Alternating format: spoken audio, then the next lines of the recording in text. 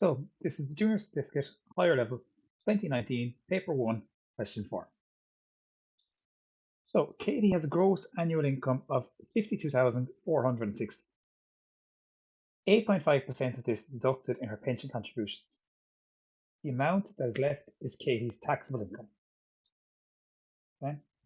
So work out Katie's taxable income after the pension contribution has been deducted. Okay? So you start off by looking at her pension contribution. So she's got a pay of 52,460 and she has to pay 8.5% towards her pension. So 8.5% as a decimal is going to be 8.5 divided by 100. So that there gives us 0.85. So we take her full amount, which is 52,460, and we multiply it by the decimal, which was 0.085. And that gives us a total of 4,459.10. So that will be her pension contribution.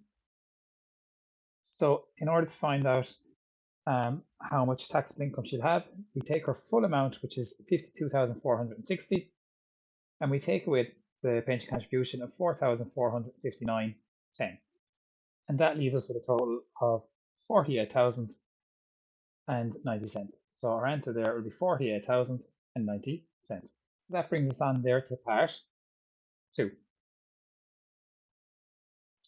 So Katie pays income tax on her taxable income at a rate of 20% in the first 34,000 and 40% in the balance. She has an annual tax credit of 4,200. Okay? Work out Katie's net income after income tax has been deducted. Okay? So the way this works is the same in all these questions that come up each year. You've got a certain threshold. So in this case, it's 34,000. So everything that's earned up to 34,000 is taxed at 20%. So anything that you earn up to 34,000 is taxed at 20%.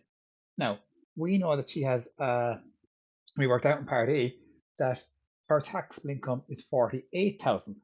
So from that, we can say that the first 34,000 will be at 20%, and everything greater than 34,000, so in other words, all the money between 34,000 and 48,090, you could say, is going to be taxed to 40%. Okay? So we'll just do this step by step. So the first part is the part that's 20%. So we've got 34,000 to 20%. So 34,000 to 20%. So 20% again will be 0.2 because 20 divided by 100 is 0.2. So 34,000 multiplied by 0.2 will give us 6,800. Okay. Now we need to work out the higher rate. So the higher rate, we worked out that she had a salary of 48,090. We're already after claiming the tax on 34,000, so we don't need that. We need to find out the difference between the 48,090 and the 34,000. So if we subtract the two of them, we'll get 14,090, and that 14,090 is going to be taxed at the higher rate, and the higher rate will be 40%. So we'll take our 14,090 and multiply it by 0.4, because again, 40% is 40 divided by 100, which gives you 0.4. When we multiply that out, we get 5,636 cents.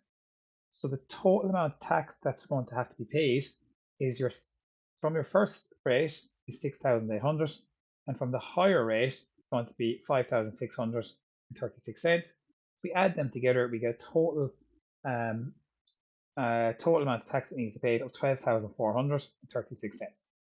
Now, the other thing that they mentioned in this question is the fact that there is a tax credit. Now, tax credits are basically, the way I like people to think about tax credits is think about them as being vouchers from the government. So the discounts the government give for different situations, right? So Katie's expected to pay 12,400, but she's getting this tax credit or this discount from the government, as I like to put it, of 4,200. Okay, so we take 12,436 cents and we take away 4,200, and we're left with a total of tax that needs to be paid of 8,236 cents. So in order to find out what her net income is going to be, we'll take her income of 48,090 and we'll subtract tax off that, and the tax that she's expected to pay after taking away her tax credit and everything else is 8,236 cents. So our 48,090, take away our 8,236 cents will leave us with a total of 39,854. So her total net income, so her income after her tax and her pension deduction has been made, will be 39,854 cents. So that brings us there onto part B. And we can see here in part B, Katie has a credit card bill 3 months ago. So she got a credit card bill 3 months ago of 420. The interest rate on her credit card is 2% per month, compounded monthly. Okay, so that means that they're going to charge 2% every month, and the interest that she's charged, so if, say for instance, these 3 months were January, February, and March, if she hadn't paid it in January, she gets charged 2%. When she comes into February, if she still hasn't paid it, she's going to have to pay interest on the amount that was owed from January. So that's including the 2% from January. So she's going to get charged interest on the whole amount, including the 2% that she hadn't paid. And when she comes into March, she's going to get charged for the interest that she hadn't paid in January, plus the interest that she hadn't paid in February, plus the new interest that's now owed in March. So let's look at this. So after the first month, she owed 420,000 and she's going to have to pay 2%. So the full amount would be, if I multiply 420 by 1, I'd get the full amount. But because I'm adding 2%, I'm adding 0.2 because, again, with percentages, 2% is 2 divided by 100, which is 0.02. So the full amount would be 1.02.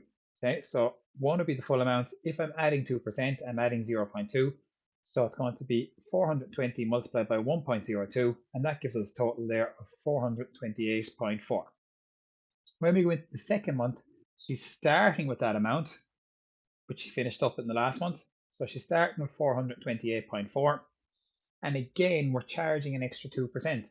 So we're multiplying the 428.4 by 1.02, and that gives us a total of 436.968. Now I know there's no such thing as 0.968 cent, so you could round that up. I decided to save my rounding until the last day.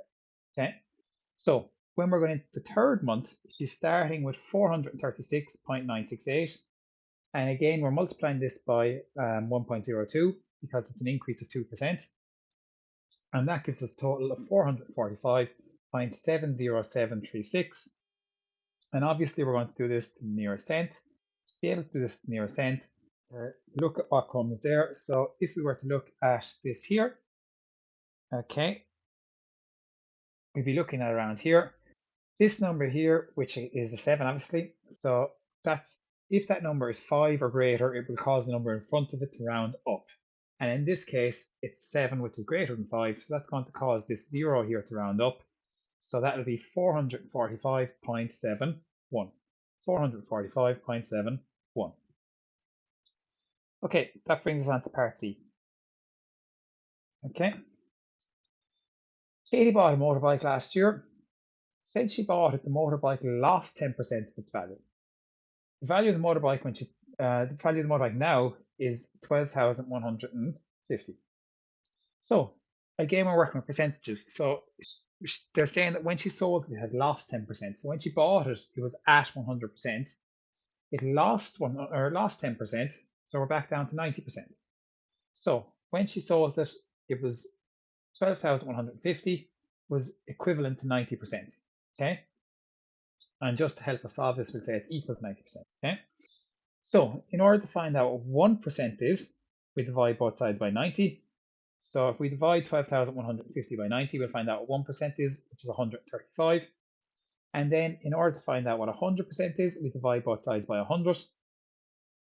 And 135 multiplied by 100 gives us 13,500. So when Katie initially bought the bike, it would have been worth 13,500.